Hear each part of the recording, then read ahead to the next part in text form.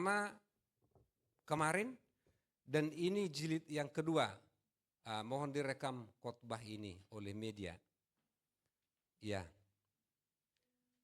Tantangan hidup, orang yang mau jadi menang harus diperhadapkan dengan tantangan. Orang yang menghindar dari tantangan berarti tidak bisa besar. Tantangan itu di mana saja. Kadang-kadang tantangan itu justru di tangan kita, di handphone. Ketika mendengarkan firman Tuhan, handphonenya masih belum mode pesawat. Ya, itu tantangan. Karena kalau handphone masih kita gunakan ketika Tuhan berfirman melalui hambanya ini, masih menggunakan handphone dengan pesawatnya yang masih belum ditutup, maka lewat pesan, maka konsentrasinya teralih.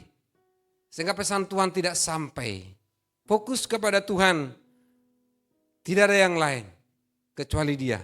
Biasakan dalam ibadah raya, ketika Tuhan berfirman, firman disampaikan, siapkan hatimu, engkau pasti diberkati. Ya. Jadi tantangan pertama lepaskan, masuk kepada tantangan yang kedua dan ketiga. Tantangan berikutnya ini akhir Desember. Semua orang akan berpikir apa yang kubuat. Mungkin bagi orang tertentu tidak masalah membeli pakaian, ya. Tidak masalah untuk bulan Desember dan yang lain. Tetapi itu juga tantangan bagimu kalaupun engkau bisa menyediakan segala sesuatu. Tantanganmu adalah bagaimana engkau memperhatikan orang-orang lain. Bagi yang saudara-saudara yang bisa memikirkan bagaimana makanan dan minuman dan bagaimana pakaian, dengarkan firman Tuhan hari ini. Tantangan hidup, ya. Tantangan hidup yang diperdengarkan dari firman Tuhan hari ini tantangan hidup bangsa Israel. Ya. Yang semuanya mereka dibuang, satu bangsa dibuang ke Babel, ke Babilonia, ya. Babel itu sekarang kalau kita cari itu Irak namanya, ya, jelas dibuang semuanya kosong. Ketika kami juga ke sana ziarah, berdoa ke sana dan guide kami mengatakan orang Israel juga sudah sering bangsa ini dikeluarkan dari negeri ini balik lagi. Kenapa bangsa Israel dibuang ke Babilonia, ke Babel selama 70 tahun? Tantangannya adalah mereka meninggalkan Tuhan, jelas. Mereka menyembah Baal, mereka ke dukun-dukun. Mereka bukan menyembah Tuhan lagi, marah Tuhan, dibuang mereka. Lalu siapa yang dipakai Tuhan menyelamatkan selama membebaskan mereka? Ya, siapa yang dipakai Tuhan? Apakah nabi? Tidak. Apakah orang percaya kepada Allah? Tidak. Yang dipakai Tuhan menyelamatkan bangsa Israel, membebaskan mereka dan kembali ke negerinya mereka untuk membangun bait Allah. Bukan orang yang mengenal Tuhan. Siapakah mereka? Artinya ketika engkau mendengarkan firman Tuhan ini, siapa saja bisa dipakai Tuhan menolong saudara. Maka jangan memberikan suatu label kepada orang tertentu, ini garis keras, ini begini. Tuhan bisa pakai itu menjadi berkat kepada saudara, kepada gereja, kepada siapa saja. Mari dengarkan firman Tuhan. Bagaimana bangsa Israel membebaskan, menang dari tantangan hidupnya itu. Buka Yesaya 45, 5-7. Tolong ditayangkan di layar. Kita akan baca. Yesaya 45 ayat 5 sampai dengan 7. Simak firman Tuhan baik-baik. Baik, saya akan bacakan. Yesaya 45, 5 sampai dengan 7. Demikian firman Tuhan. Akulah Tuhan dan tidak ada yang lain. Kecuali aku tidak ada Allah. Aku telah mempersenjatai engkau sekalipun engkau tidak mengenal aku. Sekalipun engkau tidak mengenal aku. Siapa orangnya ini? Dia tidak kenal Tuhan. Tapi dipersenjatai untuk membebaskan bangsa Israel. Ya. Supaya orang tahu dari terbitnya matahari sampai terbenamnya. Bahwa tidak ada yang lain di luar aku. Akulah Tuhan dan tidak ada yang lain. Yang menjadikan terang dan menciptakan gelap. Yang menjadikan nasi mujur dan menciptakan nasi malang. Akulah Tuhan yang membuat semuanya ini. Siapakah itu? Dia adalah Raja Kores, ya.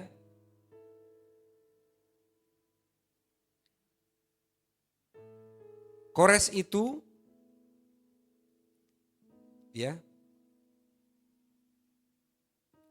Kores itu kembali kepada teks khotbah ya. Kores itu adalah rajanya bangsa Iran sekarang. Ya, dipakai Tuhan membebaskan bangsa Israel yang dibuang ke Iran. Mirip-mirip ini, Iran, Irak. Nanti lihat Google-nya di mana letak kedua negara ini, ya. Kores itu adalah rajanya Iran yang dipakai Tuhan, diperlengkapi dengan urapannya sekalipun dia tidak kenal Allah. Ini membuktikan bahwa bagi Tuhan tidak ada yang mustahil. Ini dicatat sejarah dunia. Israel mencatat ini, Alkitab mencatat ini, dunia mencatat ini sebagai bukti sejarah. Bukan hanya Alkitab mencatat ini. Ya. Sekalipun dia tidak mengenal Allah. Kalau kita baca di ayat 1 ya. Ayat 1 Yesaya 45, Tuhan memakai Kores sebagai alatnya. Ya. Beginilah firman Tuhan. Inilah firman-Mu kepada orang yang kuurapi. Kores itu dikuurapi Tuhan untuk tujuan Tuhan. Kepada Kores yang tangan kanannya kupegang, supaya aku menundukkan bangsa-bangsa di depannya dan melucuti raja-raja. Supaya aku membuka pintu-pintu di depannya dan supaya pintu-pintu gerbang tidak tinggal tertutup. Aku sendiri hendak berjalan di depanmu, di depan Kores. Dan hendak meratakan gunung-gunung, hendak memecahkan pintu-pintu tembaga dan hendak mematahkan pelang-pelang besi. Aku akan memberikan kepadamu harta benda yang terpendam dan harta kekayaan yang tersembunyi, supaya engkau tahu bahwa akulah Tuhan Allah Israel yang memanggil engkau dengan namamu. Ini luar biasa saudara-saudara. Ya. Jadi jangan memberi label kepada orang-orang, ini labelnya begini. Itu sudah menghakimi. Ya, dia tidak, ini begini, sudah menghakimi. Ya. Kalau tidak ada Kores dipakai Tuhan, bangsa Israel akan tetap di situ. Di negara lain, ya. Izinkan saya memberikan kesaksian dari awal ini tentang nama dan label orang. Ini mungkin kesaksian saya untuk beberapa kali. Supaya kita bisa menetral melihat semua orang dan Tuhan bisa memakai siapa saja saudara-saudara. Ketika masa Covid sudah bosan semua di rumah. Ketika itu kami dengan iman percaya berangkat ke Bali. Itu Covid. Ya, sekeluarga. Karena udah lama di rumah tidak lihat apa-apa. Tapi sudah mulai agak reda sedikit lah. Ya kan? Saya senang berenang di laut. Kan? Senang. Karena itu kesehatan. Air garam laut. Dan tidak akan pernah masuk angin. Orang berjam-jam berendam di laut. Beda dengan di kolam tawar.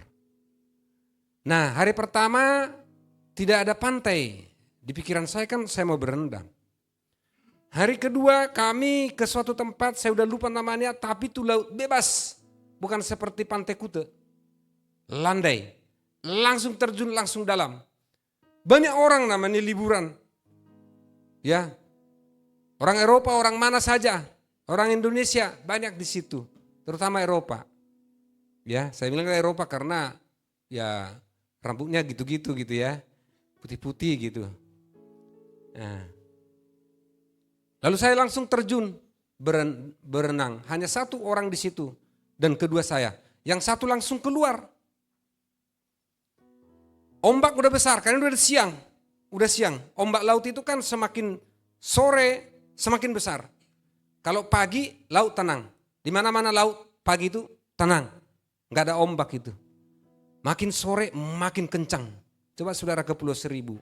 Ya, ke pulau-pulau yang dekat Ancol itu kan ada kapalnya ya. Jangan pulang jam 5 sore. Naik kapal itu kencang anginnya. Ya. Kalau masih jam-jam ini masih oke lah. Lalu saya pikir kalau saya di sini ombak beras, saya ke dalam lagi berenang. Kan mulai percaya diri kan gitu ya. Supaya tenang, supaya ombaknya ke di pantai kan dibanting. Nah. Semakin ombak itu kencang. Wah, saya lihat Saya harus ke pantai. Saya mulai ke pantai, di pantai itu dibanting. Kan banting ke sana, ditolak ke dalam. Gak bisa. Napas saya sudah mulai habis. Saya minta tolong ada di situ tim penyelamat. Biasanya di pantai di Bali itu ada. Nggak terjun itu dibiarkan aja. Kan saya tahu mereka pakaiannya. Napas sudah mulai habis, saudara-saudara. Nah, ada orang di situ datang menolong saya. Terjun langsung, tap gitu. Angkat tangan, angkat, diangkat, dorong. Hanya saya yang keluar dari situ karena saya di laut itu, saudara-saudara. Pakaiannya apa? Celananya segini. Ya. Jenggotan, saudara-saudara. Dia yang menolong saya. Jangan kasih label kepada orang-orang tertentu. Gak boleh engkau memberikan label.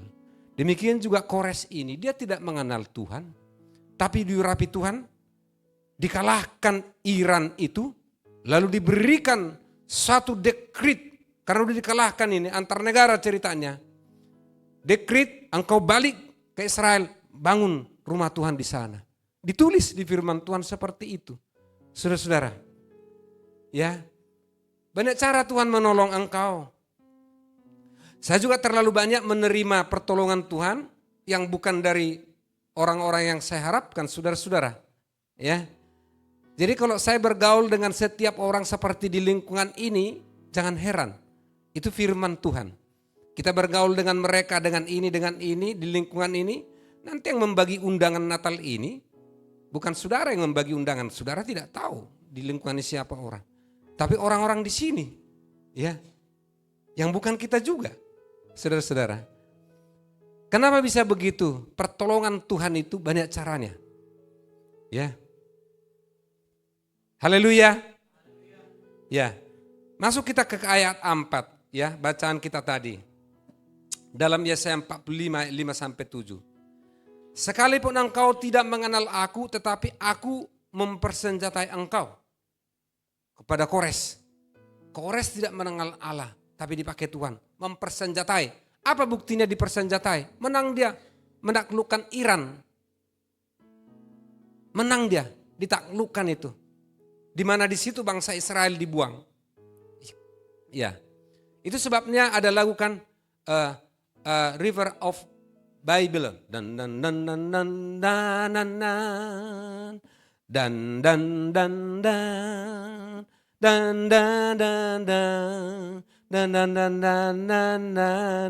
itu dari Mazmur 137 ayat 1 sampai 4. Nanti cek. Orang Israel di Babel itu dikatakan bernyanyilah untuk Tuhanmu di sini. Tapi orang Israel dalam Mazmur 137 ayat 1 dikatakan bagaimana kami bernyanyi di tempat orang asing. Itu judul lagu itu. The River of Babylon. Tapi bukan itu, bukan dibuat jadi lagu rohani. Kenapa bukan jadi rohani? Nanti teliti sendiri. Gak usah saya terangkan, habis waktu saya nanti. Iya kan? Ya, nanti cari sendiri. Kenapa itu bukan dibuat di gereja? Ya. Tapi itu Mazmur 137 ayat 1 sampai dengan 4. Mereka rindu menyanyi untuk Tuhan di negara asing. Mereka rindu untuk beribadah di rumah Tuhan, di sinagognya. Enggak ada itu di Babel. Mereka dibuang 70 tahun. Satu generasi saudara-saudara. Karena meninggalkan Tuhan. Hati-hati. Hati-hati. Ini peringatan untuk setiap orang percaya. Ya. Dalam ayat 5 dikatakan, Akulah Tuhan dan tidak ada yang lain. Selalu ditegaskan Tuhan, dialah Tuhan. Artinya ketika kita mendengarkan firman Tuhan ini, akulah Tuhan. Maka ketika engkau berjalan dalam kehidupanmu, apapun itu tantangan, kau mengatakan ini, aku punya Tuhan. Saya kalau diperhadapkan zaman-zaman dulu ke dalam persoalan yang sangat dahsyat, sekali aku mengatakan aku punya Tuhan, itu mengalir di tubuh saya, di jiwa saya, di roh saya. Dan semua jalan dibuka Tuhan. Kenapa? Karena ketika kita mengakui aku punya Tuhan, kuasa itu akan mengalir di hidupmu. Kuasa Tuhan. Sebab Tuhan yang mengatakan akulah Tuhan dan tidak ada yang lain. Aku Lalu kalau ditanya, siapakah namamu Tuhan? Musa bertanya, siapakah namamu? Kalau ditanya bangsa Israel, nanti aku mau membebaskan bangsa ini, siapakah namamu? Aku adalah aku. Tidak ada definisinya, saudara-saudara. Tuhan adalah Tuhan. Dan apakah buktinya Tuhan? Engkau Tuhan, apa yang di tanganmu? Handphone sekarang ini kan. Di tangan Musa waktu itu tongkat. Karena di hutan-hutan di rimba tongkat yang ada.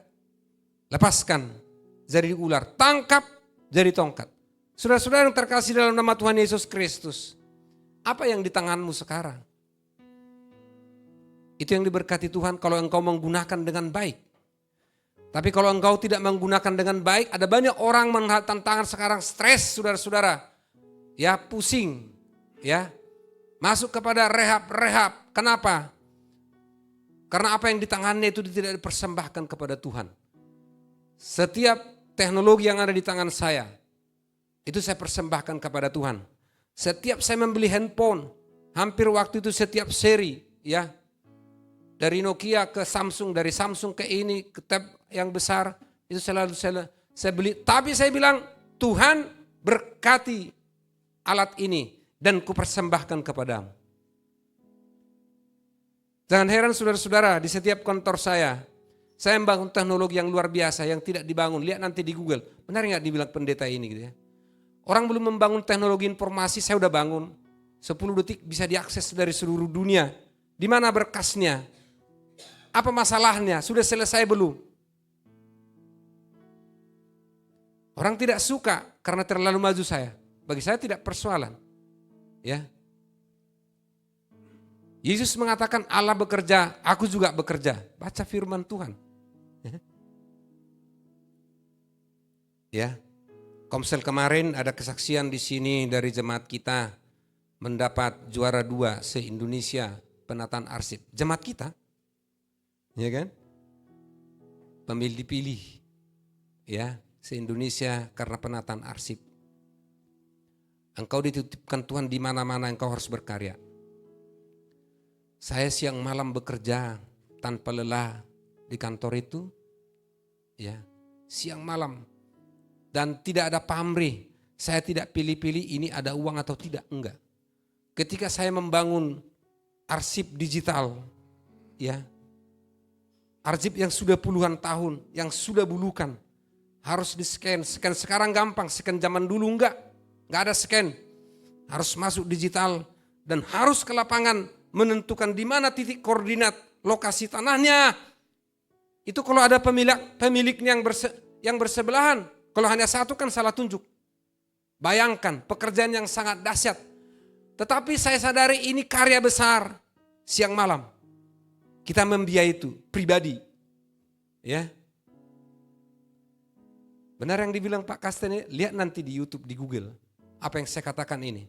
Supaya saudara-saudara berpacu bekerja, tidak tanggung-tanggung saudara-saudara. Tanpa pamrih. Ya, tentu koordinasi ke kiri kanan, atas bawah. Ya, senyum ke atas, senyum ke bawah, ke samping. Tidak bisa. Ya, karena itu tantangan. Tuhan akan membuat kesaksian-kesaksian banyak di gereja ini. Ikuti tuntunan Tuhan, ya. Gembalamu juga bekerja seperti itu, engkau harus bekerja seperti itu. Haleluya. Anak-anak muda tangkap ini. Ikuti gembalamu, ikuti para pengerja. Supaya menetes, mengalir berkat Tuhan itu. Ya.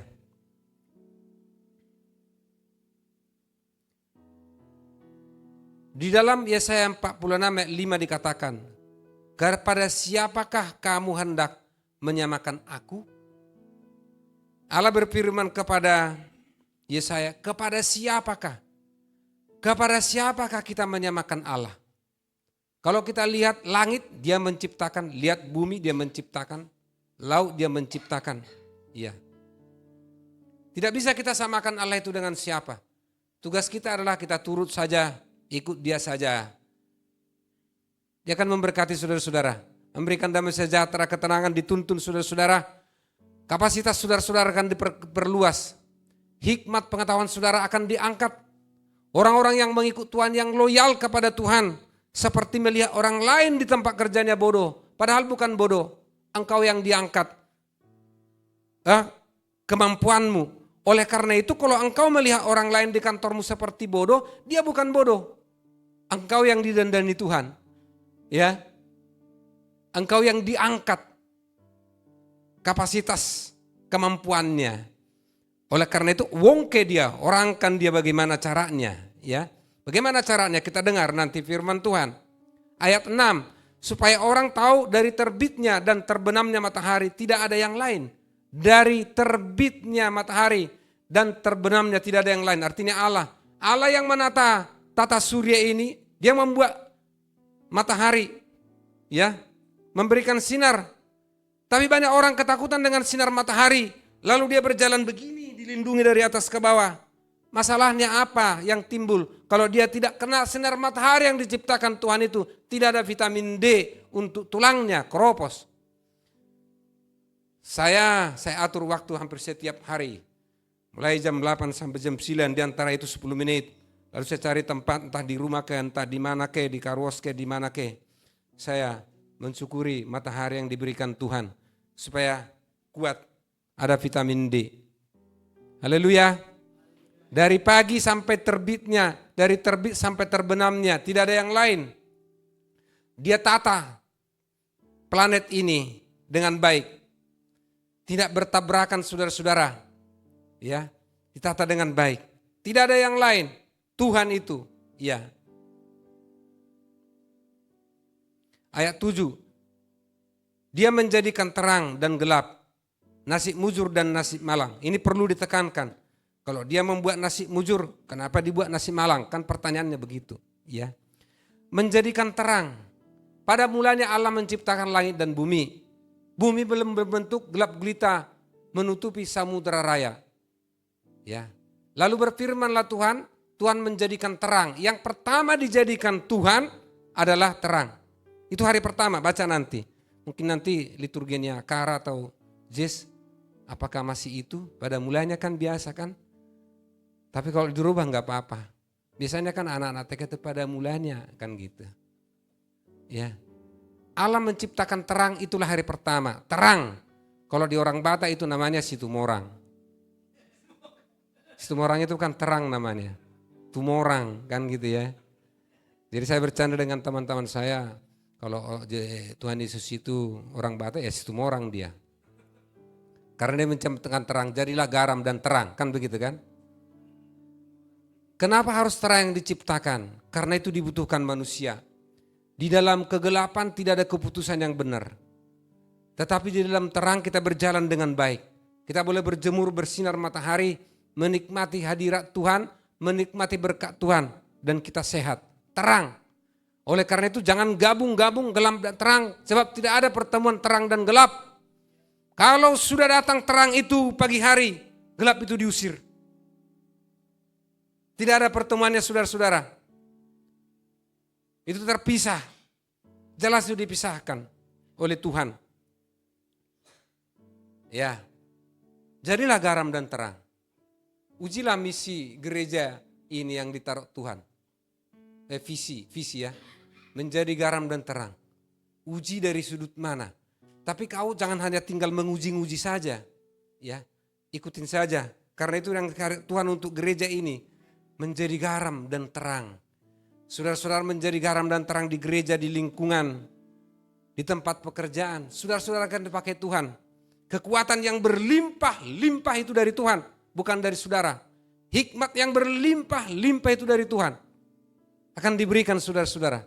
Dan suatu saat setelah saudara-saudara melalui itu semua nanti, saudara-saudara akan terheran-heran.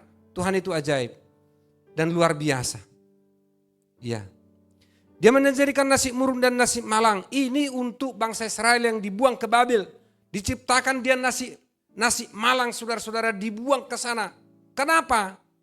Karena memang mereka meninggalkan Tuhan. Mereka kedukun. Mereka menyembah Baal. Sudah tidak beribadah kepada Tuhan. Maka dibuat nasib malang itu dibuang mereka. Tapi begitu besar kasih Allah akan dunia ini.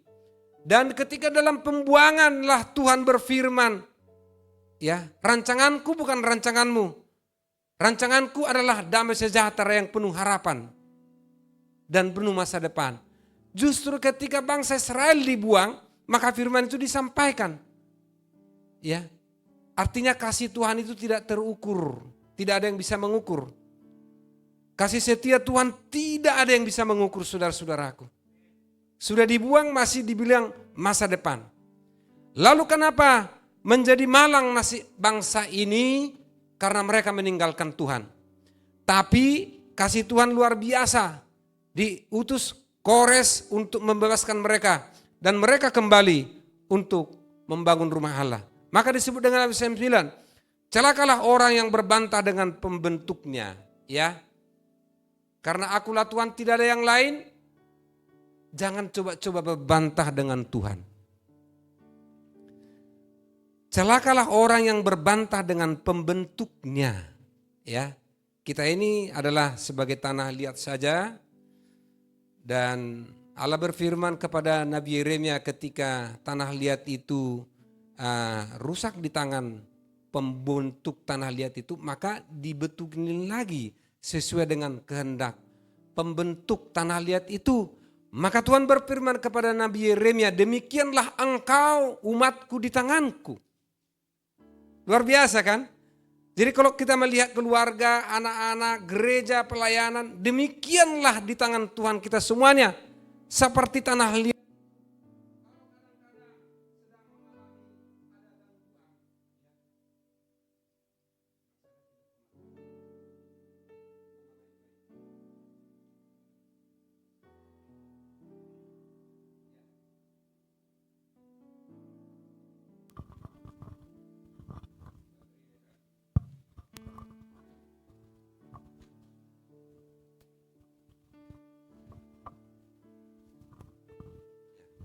Haleluya.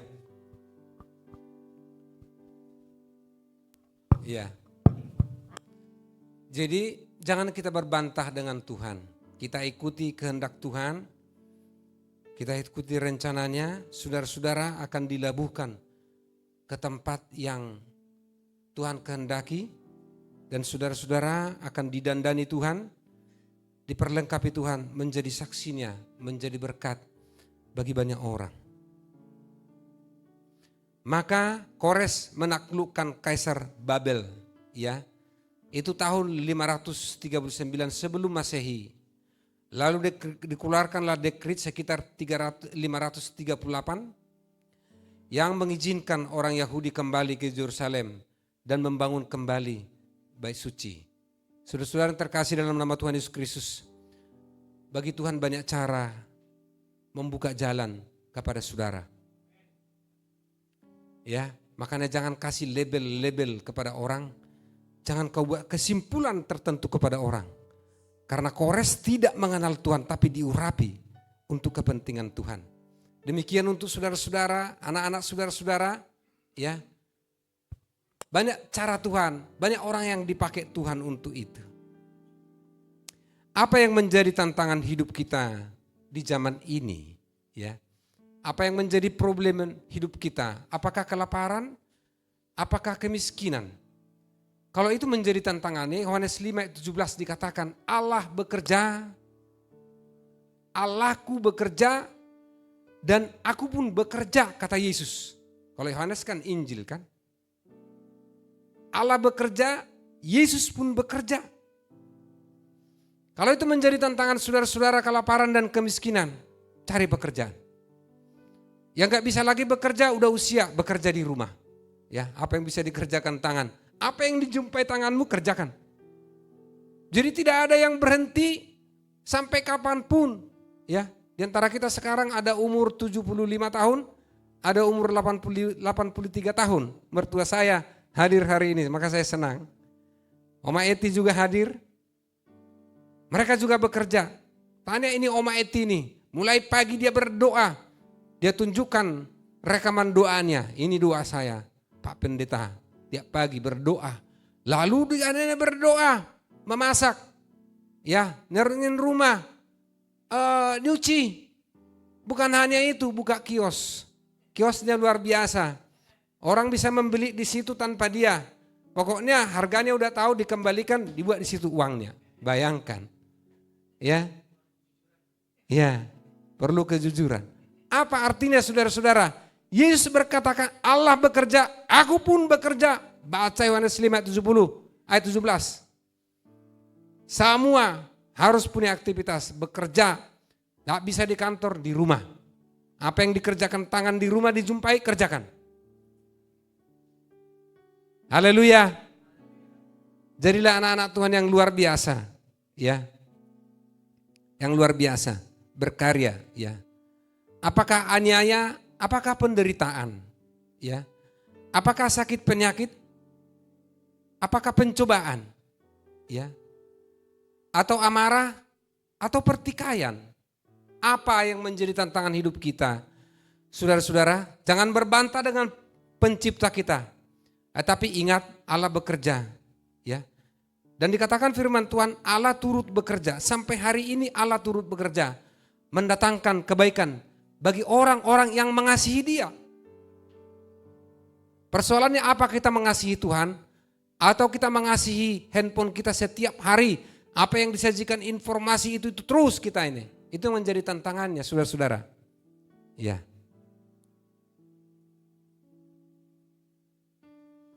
Apapun tantangan kita, ya, dan slide berikutnya, ini yang terakhir, ya. Apapun yang menjadi tantangan kita, apapun yang menjadi problema kita dalam kehidupan ini, semua punya problem. Orang biasa-biasa, orang sedang-sedang, orang tinggi, orang luar biasa, semua punya problem, saudara-saudara. Tapi orang-orang yang dekat dengan Tuhan di tengah-tengah problem itu, anak-anak Tuhan harus bisa tersenyum. Haleluya. Karena sampai dunia kiamat pun, dunia akan kiamat. Jangan berharap saudara dunia ini aman terus. Orang yang dekat dengan Tuhan akan tetap tersenyum, berpesta hatinya. Itu yang dijanjikan Tuhan. Saudara-saudara, itu yang dikerjakan Tuhan di hatimu. Berpesta hatimu, sukacita hatimu karena memiliki Tuhan. Makanya Yesus mengatakan untuk menjawab tantangan kita ini semua. Matius 11 ayat 28 sampai 29. Marilah kepada aku semua yang letih lesu dan berbeban berat. Aku akan memberi kelegaan kepadamu. Pikulah yang kupasang dan belajarlah padaku, karena aku lemah lembut dan rendah hati, dan jiwamu akan mendapat ketenangan. Marilah kepadaku. Persoalannya apakah kita datang kepada Tuhan? Ketika kita sudah pusing dengan persoalan, apakah kita datang kepada Tuhan? Cara yang terbaik adalah berdoa dulu. Tuhan, berikan aku hikmat, berikan aku ketenangan, berikan aku peluang solusi yang terbaik yang dari tanganmu. Lalu maju berperang. Karena kehidupan kita setiap saat berperang. Setiap detik engkau berperang. Melawan penguasa-penguasa di udara. Melawan penghulu-penghulu. Melawan setan-setan. Setiap detik kita berperang. Tapi Tuhan sudah perisai, lindungi engkau. Kau tidak takut dengan itu, kau tidak bimbang dengan itu. Persoalannya adakah kita datang kepada Tuhan? Ketika kita diperhadapkan dengan persoalan itu, langkah pertama datang kepada Tuhan. Berdoa dalam hati, menyerahkan, minta bimbingan Tuhan. Semua yang letih lesu dan berbeban berat, aku akan memberikan kelegaan kepadamu. Kelegaan yang diberikan Tuhan itu tidak sama dengan diberikan dunia ini. Orang misalnya skor handphone apa, lihat lucu-lucu, dia pasti happy. Ya, orang pemabuk juga happy, udah mabuk, happy dia, karena itu senangnya. Tapi tidak sukacita. Yang Tuhan berikan itu bukan soal semata-mata happy, tapi sukacita. Yang dikerjakan Tuhan, itu beda. Jadi jangan engkau cari hanya happy-happy saja. Kalau hanya happy-happy saja gampang saudara-saudara, happy itu. Tapi kelegaan yang diberikan Tuhan itu adalah sukacita yang abadi, yang berproduksi di hatimu, ya. Makanya orang-orang Pentakosta itu sambil bekerja dia sambil bernyanyi, sambil memasak dia bernyanyi, sambil menyuci dia bernyanyi, kemanapun dia bernyanyi, saudara-saudara. Itu orang-orang Pentakosta. Haleluya. Orang susah tidak bisa bernyanyi. Coba engkau susah bernyanyi, kecuali kau paksa merubahnya, bisa. Ya, hanya orang sukacita bernyanyi. Bersorak-sorai orang-orang benar yang dalam Tuhan jiwaku membumbung tinggi seperti Raja Wali di langit. Itu saudara-saudara. Persoalanmu, persoalan manusia sampai Tuhan datang tetap. Nah, tapi ada Tuhan Yesus dalam persoalanmu itu. Ya. Pikulah yang kupasang dan belajarlah padaku. Belajarlah pada Yesus. Ini yang penting. Belajar kepada Yesus. Harus kita bercermin kepada Injil. Ya. Bercermin, belajar pada Yesus. Apa yang dilakukan Tuhan Yesus dalam firman ini yang terutama. Karena aku lemah lembut. Saudara-saudara, dia berkhotbah, berbahagialah orang lemah lembut karena mereka akan memiliki bumi. Bukan orang lemah lembut tidak bisa tegas, bukan begitu. Ya, saya pemimpin orang Jawa. Pimpinan saya orang Jawa, dia lemah lembut tapi tegas. Lembut mengatakannya tapi menusuk saudara-saudara. Lembut. Ya. Daripada terus hingar-bingar saudara-saudara kan. Tegas saudara-saudara. Ya. Aku lemah lembut. Di mana saja kelemah lembutan ini semua akan bersorak, akan menerima. Suasana berubah. Ya. Dari hingar-bingar, dari panas menjadi dingin rasanya, lemah lembut. Sudah makan, gitu ya. Sudah makan? Beda. Kalimatnya sama. Dari mana? Dari mana? Diayun sedikit gitu ya. Itu penting. Penting itu saudara-saudara. Membuat perdebatan dunia ini atau di mana-mana karena tekanan suara. Ya, tekanan suara. Tekanan suara ini. Saya juga belajar tekanan suara ini. Ya. Belajar dari Sekari. Lembut. Yesus itu lemah lembut. Ya. Dan rendah hati saudara-saudara. Semakin saudara nanti diberkati Tuhan, saudara akan semakin rendah hati. Maka orang melihat, wih luar biasa loh. Hebat dia. Semakin rendah hati gitu ya. Itu penting. Karena Yesus kita begitu. Orang menyakiti hati Tuhan Yesus disakiti. Bukan hanya hatinya disakiti, fisiknya disakiti, hatinya disakiti, jiwanya disakiti, disalibkan. Apa dia bilang? Ampunilah mereka ya Tuhan. Sebab mereka tidak tahu apa yang diperbuatnya. Belajarlah pada Yesus. Belajarlah padaku. Bagaimana kita menanggung segala tantangan hidup ini, persoalan hidup ini, keterbatasan ini, belajarlah kepadaku, kepada Yesus. Puji Tuhan yang membaca Alkitab teruskan, yang belum membaca baca. Ya, baca atau renungan, baca terus. Sebab bagaimana kita belajar dari Tuhan Yesus? Dari mana kita belajar? Dari Alkitab. Dari situ kita belajar. Dari Injil. Dari mana kita belajar? Ya. Baca terus. Saudara-saudara akan diberkati Tuhan. Jangan yang membaca jadi berhenti, ya, tapi yang membaca terus, yang belum membaca baca. Aku lemah lembut dan rendah hati, dan jiwamu akan mendapat ketenangan. Di mana-mana rasanya orang-orang yang lemah lembut itu. Di mana-mana faktanya bukan hanya rasanya orang-orang yang rendah hati itu. Jiwanya tenang. Haleluya.